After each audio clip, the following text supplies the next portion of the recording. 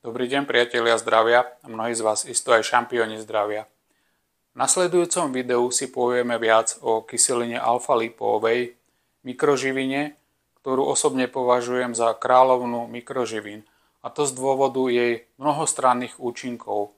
Kým niektoré mikroživiny alebo vitamíny majú protizápalové pôsobenie, iné pôsobia ako antioxidanty, ďalšie ako účinné detoxikanty, iné pôsobia v tvorbe energie, ďalšie nám chránia naše chromozómy, náš genetický materiál.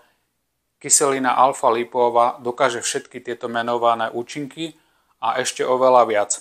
Preto stojí za pozornosť povedať si viac o tejto mikroživine.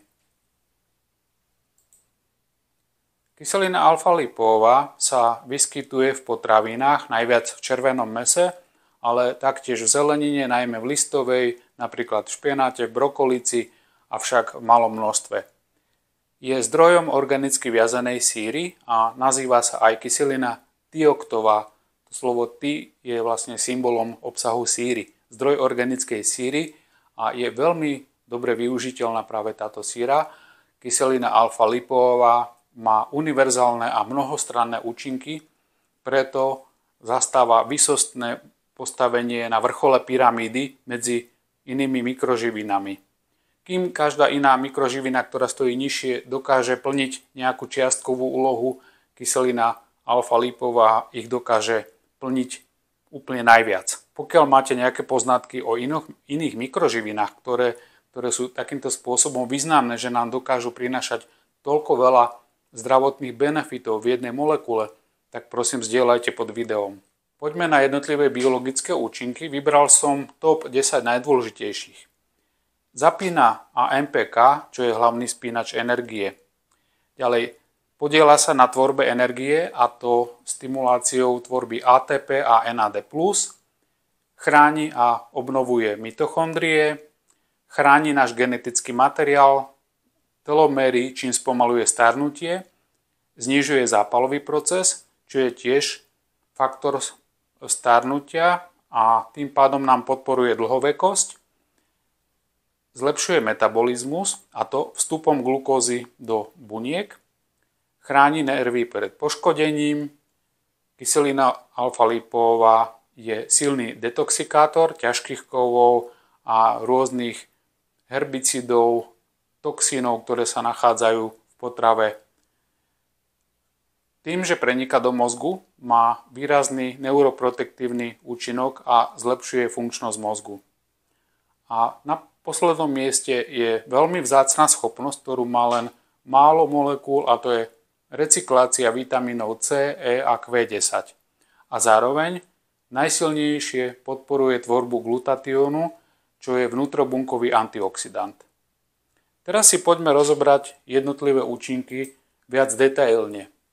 Táto látka nám zapína AMPK alebo adenozín monofosfát proteín kinázu. Je to enzym, ktorý nám umožňuje premenu AMP, adenozín monofosfátu, na ADP až na ATP, čo je vlastne najvyššia forma bunkovej energie alebo základný zdroj bunkovej energie. Aktiváciou AMPK doslova zapína tvorbu energie, preto je nesmierne dôležitá. A pokiaľ by ste túto látku brali, určite pocítite ten prílev energie, ktorý potom nastane. Ďalším veľmi dôležitým účinkom je podieľanie sa na tvorbe bunkovej energie, a to konkrétne ATP, ktorý už sme spomenuli. A ďalším kofaktorom tvorby energie je tzv. NAD+, alebo nikotinamid dinukleotid. Toto je istý katalizátor tvorby energie a vlastne nám urýchľuje bunkové spaľovanie alebo bunkové dýchanie, zvyšuje nám metabolizmus. Ďalší z účinkov je ochranná funkcia, ochráni mitochondrie a zároveň kyselina alfa-lipóová napomáha ich obnove. A to stimuláciou mechanizmu tzv. Mitofágie. Mitofágia je proces, pri ktorom mitochondrie, ktoré produkujú málo energie, sú nejakým spôsobom poškodené, tak sú lizované a sú rozložené. A ich proteíny, bielkoviny sú použité na tvorbu nových zdravých mitochondrií. Tým vlastne bunka zvyšuje svoj energetický potenciál a obnovuje svoju energetickú kapacitu, schopnosť vytvárať energiu. Tu nám tiež pomáha kyselina alfa-lípová a to veľmi výrazným spôsobom. Ďalší veľmi dôležitý účinok, ktorý nám poskytuje táto látka alebo molekula, je ochrana nášho softvéru alebo genetického materiálu, čo je nesmierne dôležitá funkcia.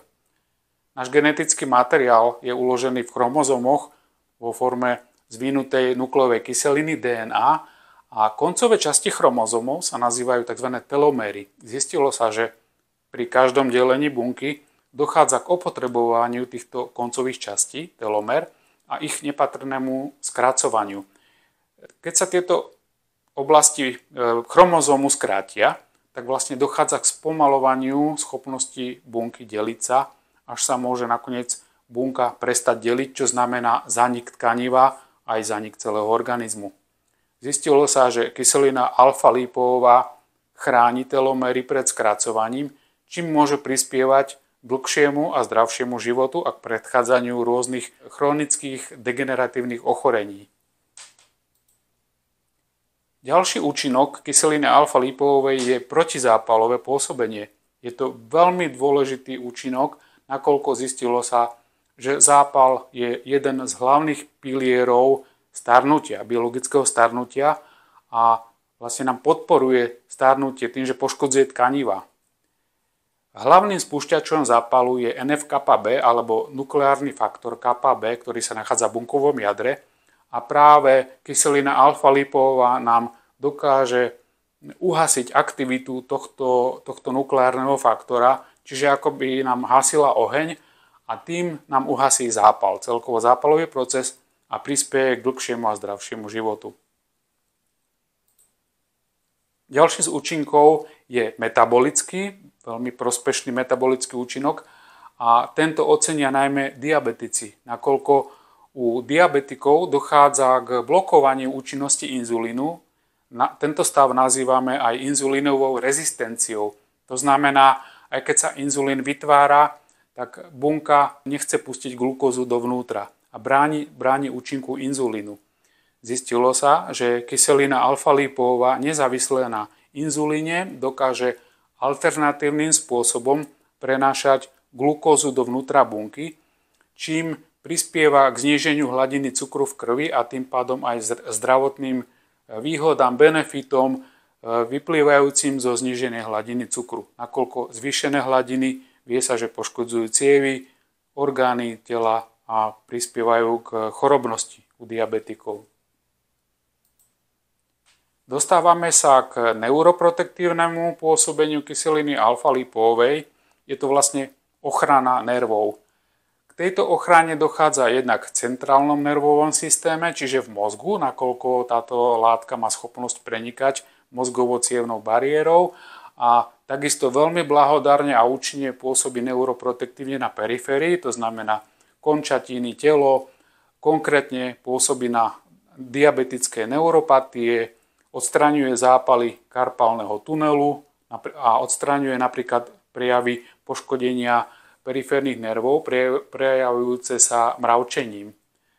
V centrálnom nervovom systéme môže prispieť k odstraňovaniu depresií, môže zlepšovať náladu, môže prispievať k prevencii neurodegeneratívnych ochorení ako demencia, Alzheimer, môže prispievať k zlepšovaniu pamäti a celkovo funkčnosti.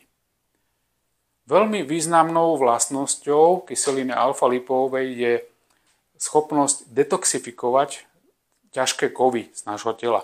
Tým, že obsahuje organicky viazanú síru, tak vie sa naviazať na ortuť, kadmium, olovo, hliník, arzen a taktiež rôzne organické pesticídy, herbicídy, ktoré pevne vyviaže a dokáže ich vylúčiť z nášho tela, čím nás zbaví týchto toxínov a vieme, že vlastne toxíny poškodzujú naše bunky, čím prispievajú k vzniku ochorení.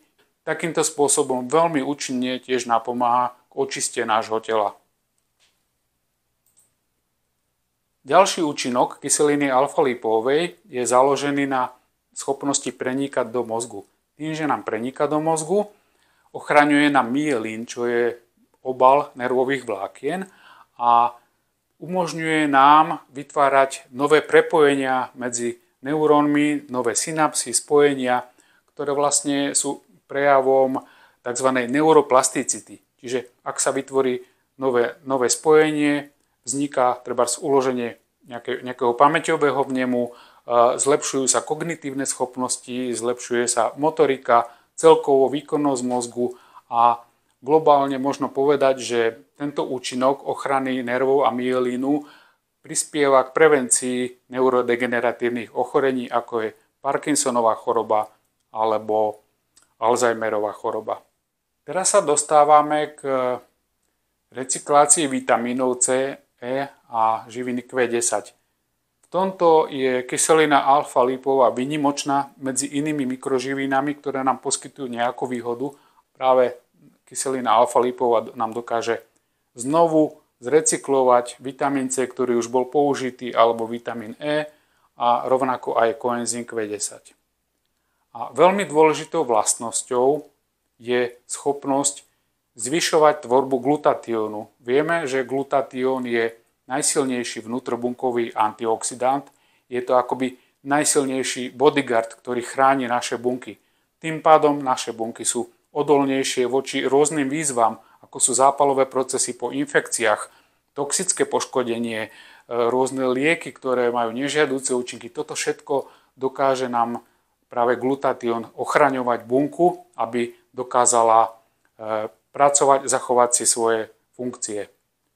Stačí si spomenúť a vziať si kyselinu alfa-lipovú a takéto veľké množstvo celého spektra účinkov nám dokáže táto jedna jediná látka, molekula, ktorá je vlastne telu vlastná, vytvárame si ju a dokáže nám toto všetko prinášať, takéto zdravotné benefity. Nakoľko kyselina alfa-lipová sa nachádza v potravinách v relatívne malom množstve, tak je vhodné ju doplňovať a prevencii sa odporúča okolo 300 mg denne. V prípade, ak existuje riziko ochorenia, 600 mg denne a pokiaľ existuje nejaký zdravotný problém a potrebujeme ho riešiť, tak pre cielenú podporu riešenia tohto zdravotného problému sa odporúča 900 mg 1 až 2 krát denne. Kyselina alfa-lipová sa užíva nalačno, nakoľko potrava výrazne znižuje vstrebávanie. Prajem vám pevné zdravie a ďakujem za pozornosť.